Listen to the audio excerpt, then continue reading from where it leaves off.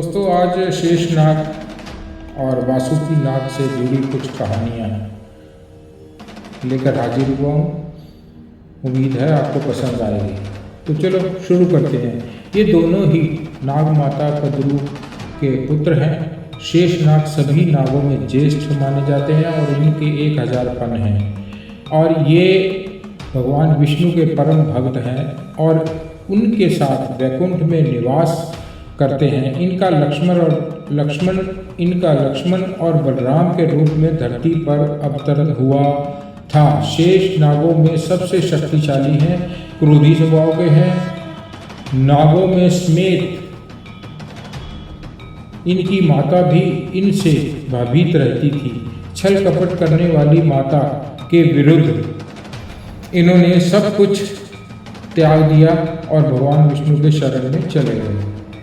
कौन थे शेषनाग? शेषनाग के बारे में कहा जाता है इन्हीं के फन पर धरती टिकी हुई है। धरती टिकी हुई होने का मतलब संपूर्ण धरती नहीं, दरअसल समुद्र के अंदर से प्रकट हुई एक महाद्वीप वाली धरती पूर्व काल में शेषनाग की तरह ही थी।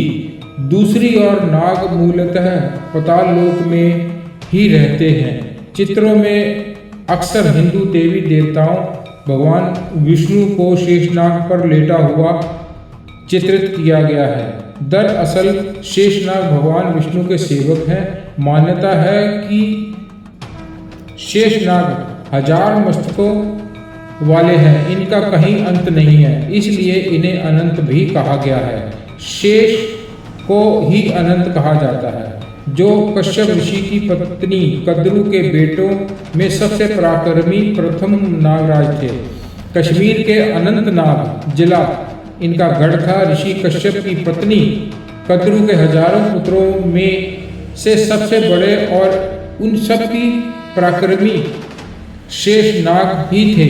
इनकी संसारिक विरक्त का कारण उनकी माँ, भाई और उनकी सुतेली माना गया है और उनकी संसारिक विरक्त का कारण उनकी माँ, भाई और उनकी सुतेली माँ विनता और गरुड़ थे, जिनमें आपसी द्वेष था।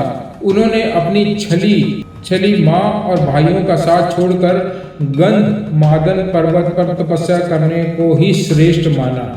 ब्रह्मा ने प्रसन्न होकर उन्हें वरदान दिया और उन्हें पाताल लोक का शेष राजा बना दिया।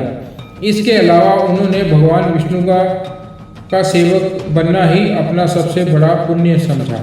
शेषनाग के पृथ्वी के नीचे जाते ही अर्थात जललोक में जाते ही उनके स्थान पर उनके छोटे भाई वासुकी का राज्य तिलक कर दिया गया। वासुकी नाग कौन थे? शेषनाग के बाद ये नागों के दूसरे ज्येष्ठ भ्राता हैं। ये 100 फन वाले नाग हैं और अपने ज्येष्ठ भ्राता शेषनाग से भी अधिक विषैले हैं। समस्त संसार में इन्हीं का विष सबसे घातक माना गया है। शेषनाग के जाने के बाद इन्हें नागराज बनाया गया था और इन्होंने युगों तक नागों पर राज किया। तत्पश्चात ये भगवान शिव की तपस्या में लीन हो गए। इनके कठोर तप से प्रसन्न होकर भगवान शिव ने इन्हें अपने गले में धारण किया। वासुकी नाग नागों के राजा भगवान शिव के गले में विराजमान है। वासुकी को शिव का प्रिय सेवक माना जाता है। समुद्र मंथन के दौरान रस्सी की जगह वासुकी को ही मेरू पर्वत पर बांधकर मंथन किया गया। ये सब आप जानते ही हैं। वासुकी की भक्ति से प्रसन्न होकर भगवान शिव ने उन्हें अपने गले में धारण कर लिया था।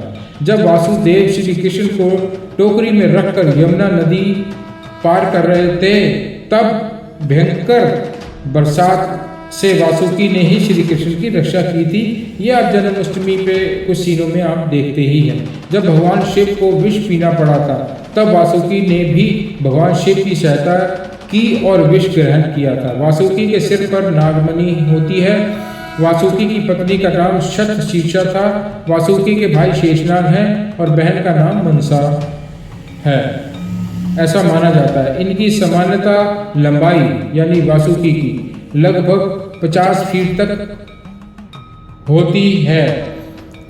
तो आप खुद ही सोचिए कि भगवान शिव का साइज क्या होगा। अगर वासुकी नाग 50 फीट के आसपास माने जाते थे, तो उनका वजन भी टनों के हिसाब से था।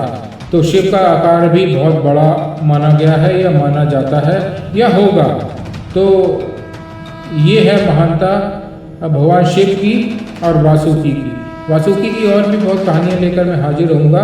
और वासुकी को चीन और जापान की पौराणिक कथाओं में वासुकी को 8 महान ड्रैगन राजाओं में से एक माना जाता है। तो दोस्तों, ये कैसी लगी आपको जानकारी? प्लीज़ कमेंट करिए, सब्सक्राइब करिए और शेयर कीजिए और अपनी राय बताइए ताकि मैं और वीडियो इसके ऊपर ला सकूं। मेरी वीडियो सारी जो है वो सनातन पे भी हो सकती हैं और दूसरे धर्मों पे भी हो सकती हैं। उसकी बारे में जो ग्रंथों में लिखा गया मैं सिर्फ वही आपको बताने वाला हूँ, अपनी तरफ से कुछ भी कहने वाला नहीं। तो नमस्कार दोस्तों, उम्मीद करते हैं कि आप ध्यान रखेंगे, सब्सक्राइब करेंगे, शेयर करेंगे, लाइक करेंगे। Thank you.